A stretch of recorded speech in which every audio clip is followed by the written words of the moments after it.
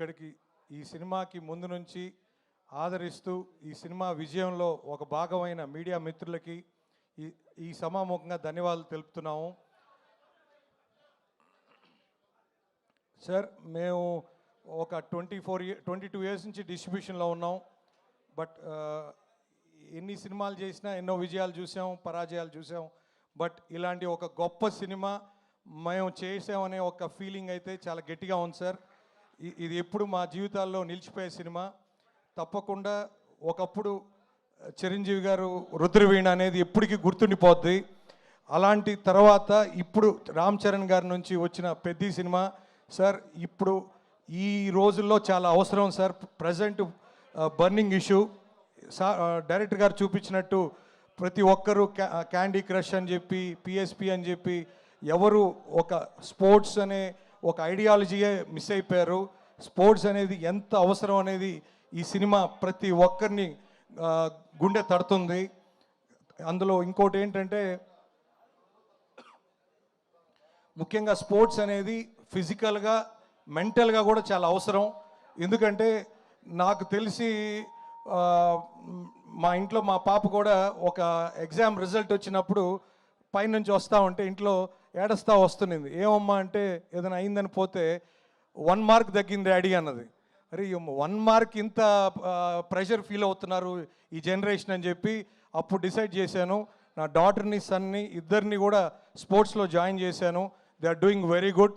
So ముఖ్యంగా నా కూతురు టెన్నిస్ కానీ నా కొడుకు క్రికెట్ కానీ, బికాజ్ ఒక గేమ్ అనేది విన్నింగ్ లూజింగ్ అనేది ఇట్ ఈస్ వెరీ వెరీ అంటే అది తప్పదు. ఎందుకంటే ప్రతిదీ మనం గెలవలేము, ప్రతిదీ మనం ఓడిపోం. సో ఖచ్చితంగా ఇలాంటి ఒక బ్యాలెన్స్డ్ మైండ్ సెట్ రావాలంటే ఈ జనరేషన్కి ఖచ్చితంగా స్పోర్ట్స్ ఎంతో అవసరం. అది ఎవరు చెప్తే జనాలకు వెళ్తుంది, ఎవరు దాన్ని ప్రజెంట్ చేస్తే జనాలు మ్యాక్సిమం పీపుల్ రీచ్ అవుద్ది అని అంటే సార్ చరణ్ గారు అది మీ వల్లే జరిగింది. ఖచ్చితంగా సార్ మీ ఎఫర్ట్, మీ ట్రాన్స్ఫర్మేషన్ ఈ జనరేషన్కి చాలా చాలా ఉపయోగపడుతుంది sir. We are very very proud. ముఖ్యంగా ఈ సినిమా మాకు మా రవణ నవీన్ అన్న ఇద్దరు కూడా ఫస్ట్ నుంచి కూడా అరే ఇరగదీసేసింది అనే మోడ్లోనే చెప్పారు. సో అది ఈరోజు మాకు సతీష్ గారు మాకు ఇవ్వటం, తప్పకుండా ఈ నైజాంలో మన ఆఫీస్ మైత్రి మూవీ డిస్ట్రిబ్యూటర్స్కి రావటం నిజంగా ఒక అదృష్టం అండి.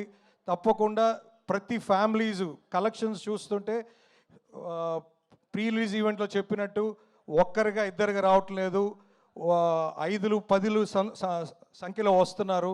అందువల్ల మనకు ఆ రిజల్ట్ కనపడుతుంది సార్. ఈ సినిమా చాలా పెద్ద రన్ ఉంటుంది సార్. ప్రతి ప్రేక్షకుడు ఈ సమాముఖంగా ఇప్పుడు దాకా వచ్చిన ప్రతి ప్రేక్షకుడు ఆశీర్వదించిన ప్రతి ప్రేక్షకుడికి ధన్యవాదాలండి, కృతజ్ఞతుడిని. ఇక మీదట కూడా చూడని వాళ్ళు కూడా ఖచ్చితంగా థియేటర్కి వచ్చి చూడండి. ఇలాంటి ఎక్స్పీరియన్స్ ఒక 4 గోళ్ల మధ్య ఒక టీవీలోనో లేకపోతే హోమ్ థియేటర్లో చూస్తే వచ్చేది కాదండి.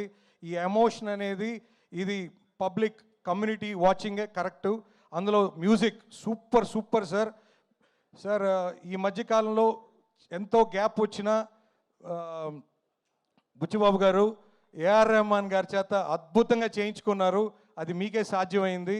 ఖచ్చితంగా please watch this film in theatres. ముఖ్యంగా ఆర్ఆర్ అయితే ఎక్స్ట్రాడినరీ సార్. నెక్స్ట్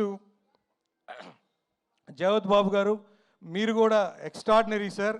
అసలు మీ సీన్ మా హీరో చూపించే ఎమోషన్ ఒక ఎక్స్ట్రాడినరీ ఎలివేషన్. అదే సీను ఇంటర్వెల్ ముందు చాలా బాగా వచ్చింది సార్.